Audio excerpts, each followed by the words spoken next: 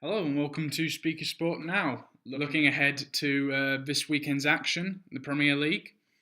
Matt, now I want to start off with Man City. Right. A poor performance midweek, losing 3-0 away to Liverpool, and after coming off a high, winning the Capital One Cup against Liverpool again. How many chances can Man City afford to keep missing, with title contenders Leicester, Spurs, and Arsenal all dropping points midweek?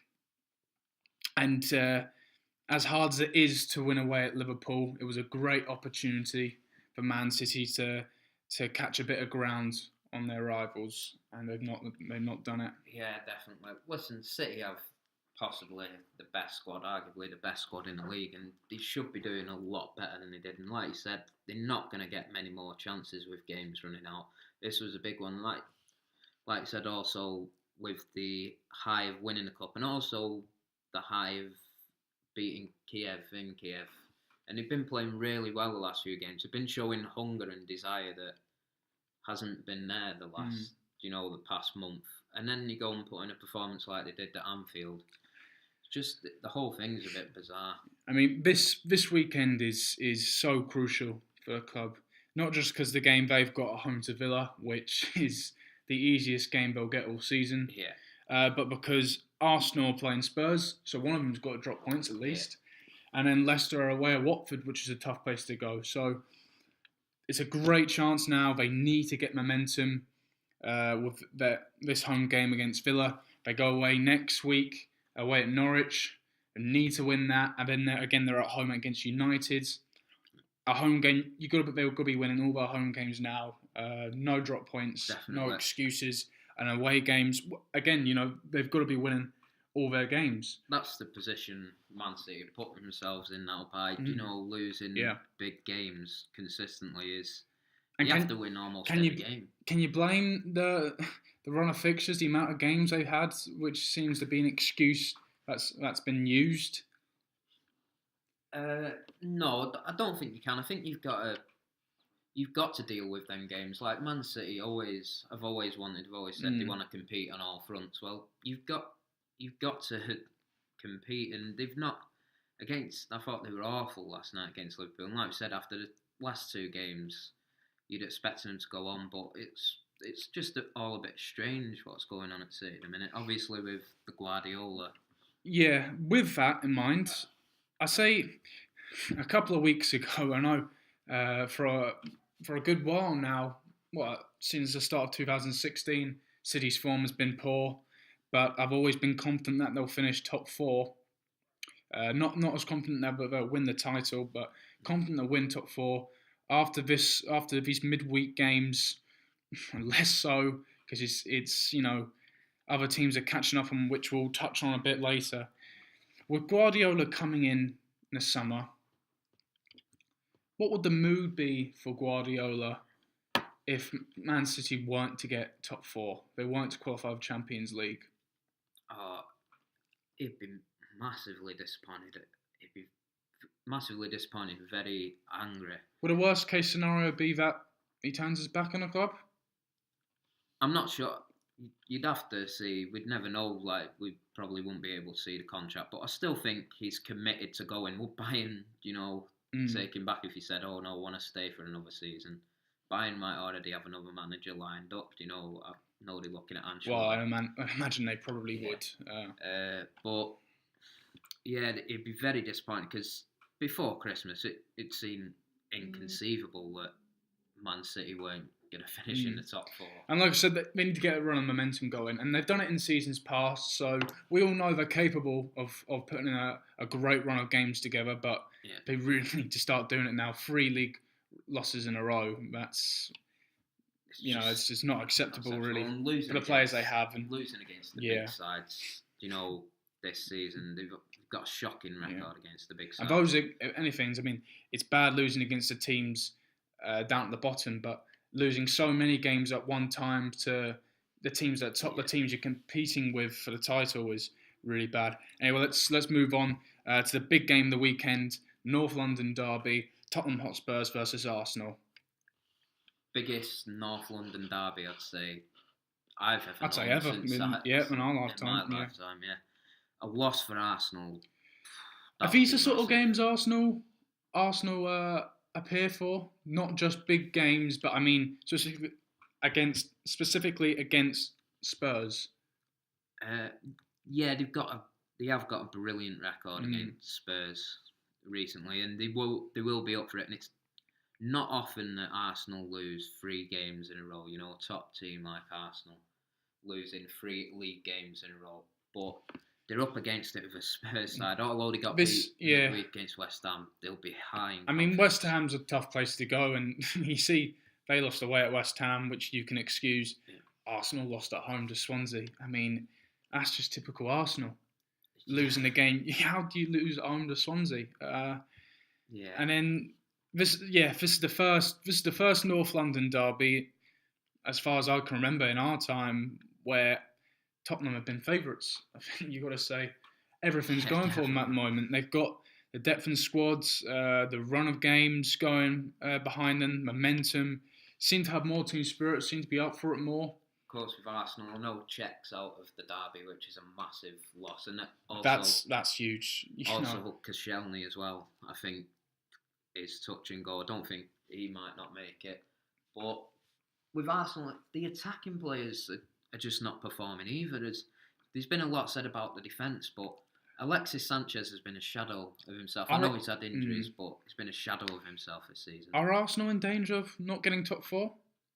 If City are in danger, they're surely just as much. Yeah, surely Arsenal. Because they're looking at a third straight loss as well in the Premier League. Yeah, they've still got a good team, and there's a lot been said about Wenger, but I think they should get top 4. They should pull it together. But you never know this season. You know, if any season Arsenal are going to finish outside the top 4, you know, for the first time since Wenger's been there, it would be this season with how crazy it's been. I will say, you know, credit to, and I suppose it has got, you know, Arsene Wenger. He's come under a lot of criticism, and I suppose, you know, rightly so in some aspect, but all credit to him. And we've seen at one time where the league was dominated by, or the top 4 was dominated by the same few teams of Arsenal, Chelsea, United and Liverpool. Those other 3 have sort of drifted away from that now, whereas Arsenal have stayed there, have stayed in the picture.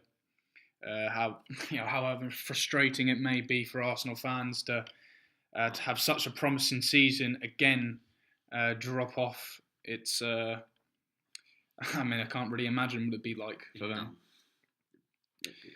Right, okay, we'll look at Leicester now again. Dodged a bullet in some ways, dropping points at home to West Brom, a team you'd expect, or the position, you know, both teams are in, you put money on Leicester if any to win. They didn't win. It was a great, and playing the night before the other 3, it was a great opportunity for other teams to catch up on them. And who'd have thought, you know, after that game that would have worked in their favour. You know, a point, they've gained a point on everyone. I know it's only a point. Are the crap starting to show though? That's the big question, because a 2-2 draw here and a narrow 1-0 victory at home to Norwich. Listen, teams are playing a lot different against Leicester now, because if you push up against Leicester, they've got the pace of Mahrez and Vardy. So teams don't do it, and teams will happily settle for a point at Leicester. I mean, I think the Norwich game, they were poor. I think you could say Norwich are just as deserving of getting something from the game as Leicester were. This game against West Brom, they are unlucky. You know, they had good chances, and Foster playing in goal had a real good game. I think they hit the bar twice as well. Well, there you go, and like you said, you know, teams are set up defensively. Yeah. I think that'll be different away. They've had 2 home games now. They've got an away game against Watford. That'll be. I think this is more suited to them. You know, when teams aren't going to sit back at their home grounds, and especially a team like Watford with attacking players they've got in Igalo and Dini, they will push forward. Watford were so unlucky against Man United last night. They could have been 3-0 up. No exaggeration at half-time. Igalo missed 3 golden opportunities. And then after half-time, they created a couple of chances. And very unlucky to not just get very unlucky not just to get 1 point, but they're unlucky not to get 3. I felt they deserve 3, but Do you let's look at Watford then? You mentioned how much focus are they putting too much focus and pressure on Igalo and Deanley, but mainly Igalo to score goals. yeah, I don't think he's scored in his last couple of games, like last few games. But just watching him, I wouldn't worry about it because just watching him against Man United, it's the best. I'd probably say it's the best front two, partnership, knowing where each other are in the Premier League. They just know where each other are without, having to look. They're always standing in right positions, and if they can keep hold of them for next season and keep on, get a few better players in defensively in midfield, then which no doubt they will. They could stay up again, mid-table again next season. Okay, well, let's look at the top 4, the race to the top 4, because it's just become completely wide open. A couple of weeks ago, we were saying, the top 4 look like it's going to finish as it was or as it is now still. Yeah. But with City losing games, Arsenal losing games, and teams like West Ham United and Liverpool all picking up points, putting on good runs in the Premier League, they're well within contention of finishing top 4. Almost certainly. I know, speaking obviously as a fan, but Man United have got a good couple of games coming up as well. But the worrying thing is the amount of games Man United will have to play. I know they have to play away at West Brom at the weekend, then they're away at Liverpool. Yeah. In Europe. Well, I'll just name those fixtures for you. Yep. All those 3 teams we named are playing away this weekend. Man United away at West Brom, Liverpool away at Crystal Palace, and West Ham away at Everton. So again, we look back at teams like Man City and Arsenal. It's a great opportunity not just to catch up on the leaders, but to get away from other contention. And you'd have to think Man City would win at home against Aston Villa, and that'd be a massive win. And you need the other teams are needing a win today to keep up, that momentum and the pressure. These teams, I mean, and with all due respect, I'm really talking about West Ham and maybe even Liverpool.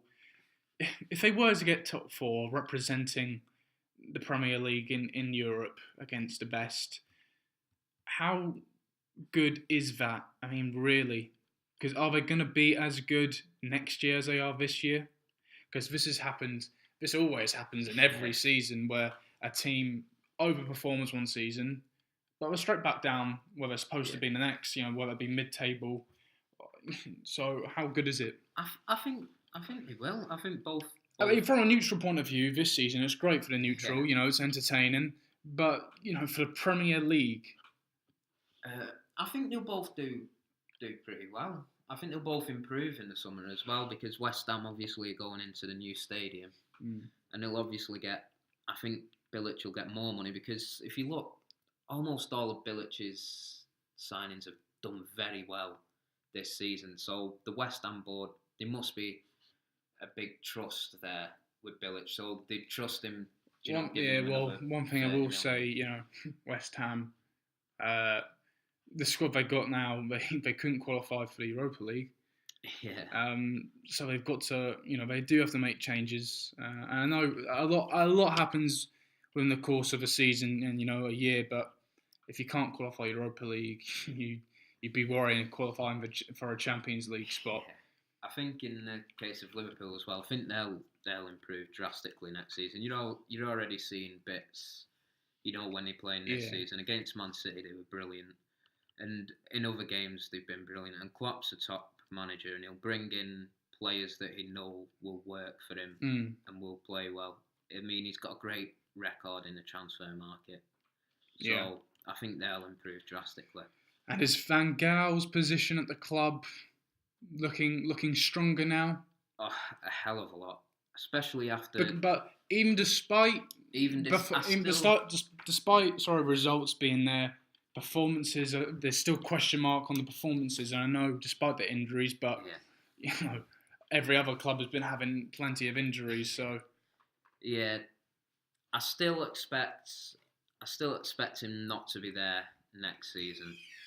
I still think he'll leave in the summer, but I think he's, like you said, his whole position has been strengthened because they're still in 3 competitions. You know, obviously, all right, Premier League, they're not going to win, but they could still get top 4. It's not completely unrealistic. Still got What do you think's the best chance of qualifying for the Champions League? Getting qualifying top 4 or getting Europa League? I'd probably say. I'd say top 4 in this league four, has got to be a priority because there's some tough teams in that Europa League. Tough one, and teams, better than Manchester United. You look at Dortmund, Sevilla, who have won a competition for the last 2 years. The Spanish teams, they're always strong. Yeah, top 4. Obviously, the big game is if Man United do keep up the form and do beat West Brom, and then I think a couple of weeks they got Palace. Yeah, I mean, derby is a massive game. I know that the next game in Europa League against Liverpool, I think a lot of people have overlooked the importance of that game. 2 teams that are both trying to get top 4, or the who have seem to not get top 4 this season, and so the answer to that is winning Europa League. One of them's going to come up short so early on. Definitely, it's going to be a tough game. It's going to be a tight game, but Lou Van Gaal has a great record against Liverpool. I don't think he's dropped a point yet against Liverpool in his 4 games. But it will be a very tough playing game. Europa League, it's not down the points, Europa League, different game, over 2 legs as well. Right, we'll touch on, there's some big games down at the bottom of the table this weekend. 2, Swansea versus Norwich and Newcastle against Bournemouth. A couple of massive 6-pointers there. Yeah, Swansea got a great result against Arsenal last night. Norwich they seem to be losing a hell of a lot of games, and we've said it before about the defence is just leave themselves wide open. And they're not getting hammered by teams as much now, but they're only losing by 1 goal. How important is that winning at the way at the Emirates for Swansea going to be to lift the players at the club there? A massive win. They had a great record, but not many people were backing them. Although they had a great record, obviously Arsenal coming off the back of a damaging defeat against Man United, and then to go and win there, to ride out the storm, because Arsenal were all over him in the first half. And Newcastle, they've been a team that I've always said, and I'll still back them to stay up, because I just look at the players they've got, and the players, Premier League players that have played in the Premier League for almost their whole career, or if they've not played in the Premier League, they've been playing in Europe, in the Champions League and Europa League. There's plenty of experience. So I don't know how they're still in the position they're in. Whether it comes down to Steve McLaren or the way the club's run, but they should really. But this is a must-win game for them, not just because they're playing Bournemouth, but because they need to get results. Especially a home game. They need to start winning the home games now. And it'd be interesting if they do go down. Who stays? And I expect a few Wijnaldum. I know he's only been there a season, but he's probably been the player of the season. There'll be plenty of Premier League clubs looking for a sweep at that club. And also, they bought a lot of players in January, so if they do go down, like Shelvey. Oh, Doumbia. Doumbia's a quality player. As well. Right, yeah. Well, we'll end it there. So thanks for listening to Speak Your Sport Now.